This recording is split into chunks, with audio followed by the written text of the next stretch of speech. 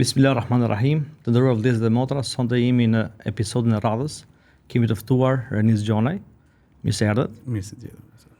Reniz Gjonaj është një nga studentët e parë të forumit studentor.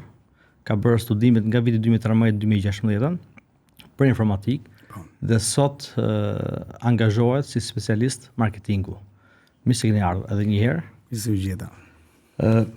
Normalisht kënaqësia e madhe që punojmë një brez nga të vjetrit e forumit dhe sot jenë aktivist në shoqëri. Cili ose çfarë ka dhënë ky forum ty? Bismillah, me emrin e Zotit. Unë në fakt me thënë drejtën nuk është se duhet të fokusohem thjesht tek forumi, unë do të fokusohem pak a shumë edhe tek gjithë ecuria, sepse unë kam qenë pjesë edhe e fondacionit të Katarit, fondacionit të Katar Charity të projektit e jetimëve.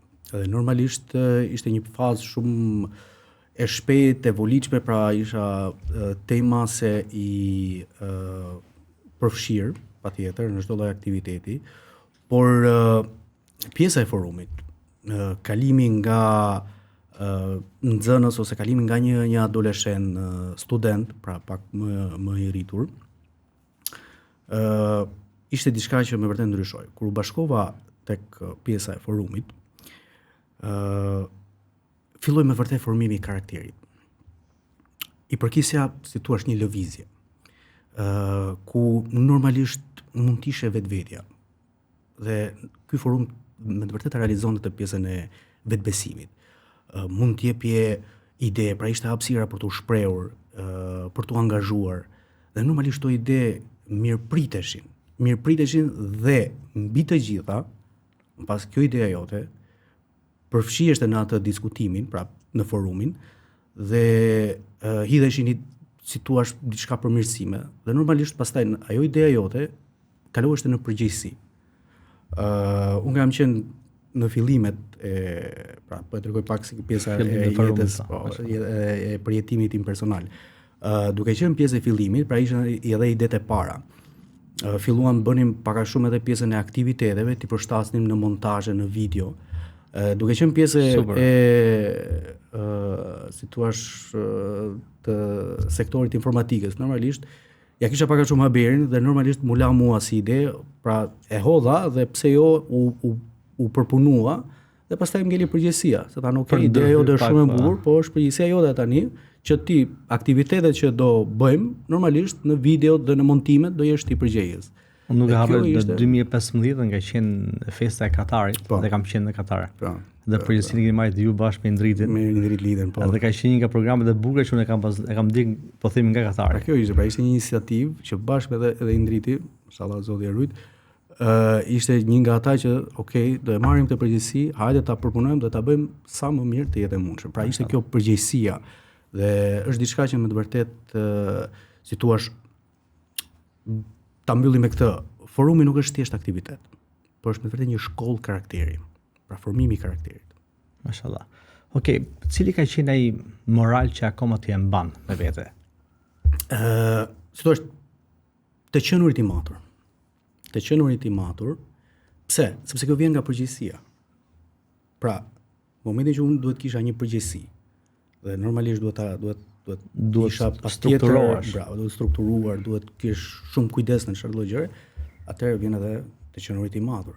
Pra, duhet patjetër të jesh, si thua, i kujdesshëm që çdo lloj hapi të bëhet në mënyrën e duhur, sepse përfundimi është ai që është i rëndësishëm, pra produkti përfundimtar. Në momentin që ti nuk ke marr hapat e duhur, pra nuk i ke strukturuar siç duhet, normalisht që edhe produkti përfundimtar nuk do të jetë ajo cilësi që duhet të jetë. Patjetër. Pra, të qenurit i matur të bën të kuptosh që fjalët dhe veprat kanë peshë.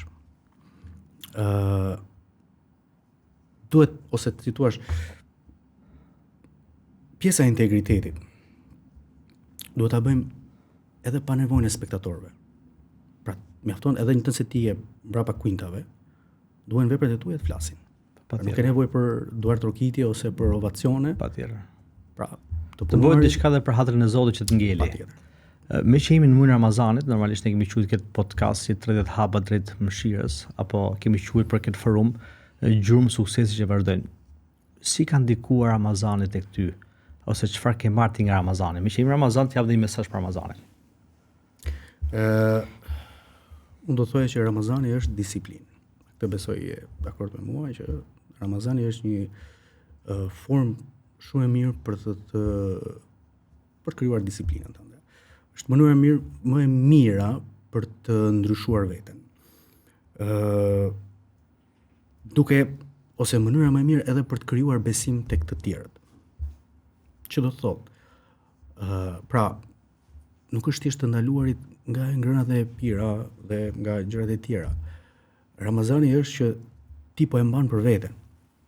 Do thonë, dhe kur ti je besnik ndaj një disipline, prandaj një urdhri që ti të tjerë ndoshta nuk e konceptojnë, sepse normalisht jo të gjithë janë pjesë e Islamit, jo të gjithë janë sidomos në ambientet e punës, është diçka që nuk është se janë të gjithë të informuar, por në momentin që ata e kuptojnë që ti je besnik ndaj një disipline, pra ndaj një urdhri që për ata ndoshta duket diçka që pra po flasim edhe për persona që nuk e kanë atë besimin e dur ose nuk u mungon pjesa e besimit.